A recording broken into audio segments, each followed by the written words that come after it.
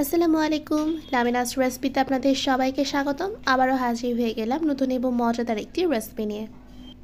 আজ আমি আপনাদের সাথে দারুণ মজার একটি পাস্তা রেসিপি শেয়ার করব।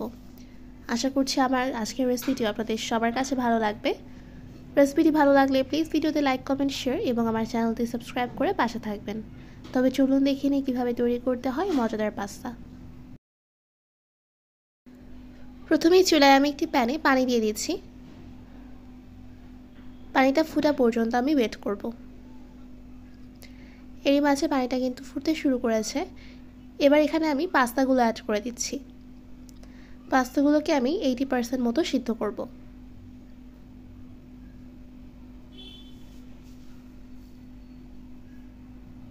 দিয়ে দিচ্ছি স্বাদ মতো একটু লবণ, আর পাস্তাগুলো একেবারে সিদ্ধ হয়ে আসা পর্যন্ত ওয়েট করছি। আর এরই মাঝে আমার পাস্তাগুলো সিদ্ধ হয়ে গিয়েছে। এবার এটাকে পানি ছাড়িয়ে সাইডে রেখে দিচ্ছি। এবার পাস্তাটা রান্না করার জন্য চুলায় আমি একটি প্যান বসিয়ে নিয়েছি এবং তাতে দিয়ে দিচ্ছি 2 টেবিল চামচ পরিমাণ সয়াবিন তেল।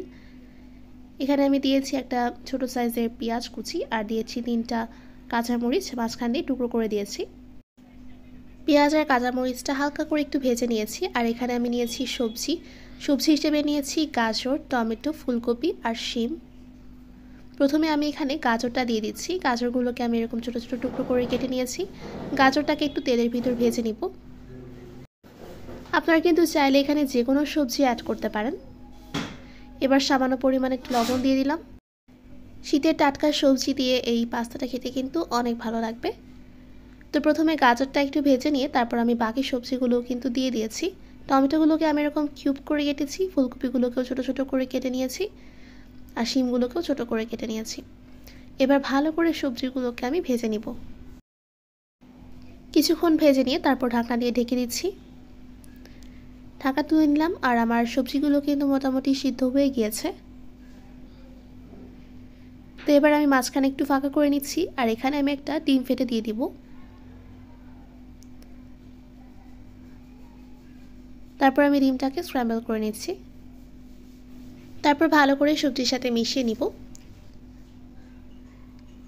এভাবেই কিছুক্ষণ আমি এটাকে রান্না করে নিব। তারপর এখানে আমি আগে থেকে সিদ্ধ করে পানি ছাড়িয়ে রাখা পাস্তাগুলোকে অ্যাড করে দিচ্ছি। আর পাস্তার সাথে যে প্যাকেট মশলাটা থাকে সেটাও কিন্তু আমি এখানে দিয়ে দিচ্ছি। তারপর ভালো করে এগুলোকে মিক্স করে নিচ্ছি। এবার দিয়ে দিচ্ছি 2 টেবিল চামচ পরিমাণ ধনেপাতা কুচি। শীতের এই টাটকা ধনেপাতা দেখে আর লোভ সামলাতে পারছিলাম না, তাই এটাও একটু দিয়ে দিয়েছি। এবার ভালো করে এটাকে মিশিয়ে নিচ্ছি। আর আমার রান্নাটা কিন্তু একদমই কমপ্লিট হয়ে গিয়েছে।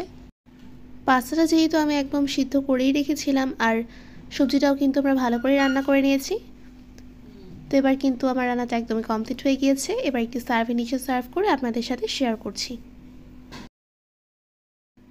আর এরই মাঝে তৈরি হয়ে গেল আমার মজাদার পাস্তা। শীতের এই টাটকা সবজি দিয়ে পাস্তাটা কিন্তু খুব সহজেই তৈরি করে ফেলতে পারবেন, আর খেতেও অনেক ভালো লাগে। আপনারা কিন্তু অবশ্যই ট্রাই করে দেখবেন। বাচ্চাদের টিফিনও কিন্তু এভাবে দিতে পারেন, বাচ্চারা খুবই পছন্দ করবে। আশা করছি আমার আজকের রেসিপিটি আপনাদের সবার কাছে ভালো লেগেছে। আমার রেসিপিটি ভালো লাগলে প্লিজ ভিডিওতে লাইক করবেন, বেশি বেশি কমেন্ট করবেন এবং ফ্রেন্ডস ফ্যামিলির সাথে শেয়ার করে দিবেন। এবং এই ধরনের পারফেক্ট নতুন এবং মজাদার রেসিপি পেতে এখনই আমার চ্যানেলটি সাবস্ক্রাইব করে নোটিফিকেশান বেলটাও কিন্তু অন করে রাখবেন। তো আজকে এই পর্যন্তই। আপনাদের সবাইকে ধন্যবাদ আমার ভিডিওটি শুরু থেকে শেষ পর্যন্ত দেখার জন্য। সবাই ভালো থাকবেন। ফিরে আসবো আবারও নতুন কোনো রেসিপি নিয়ে। আল্লাহ হাফেজ।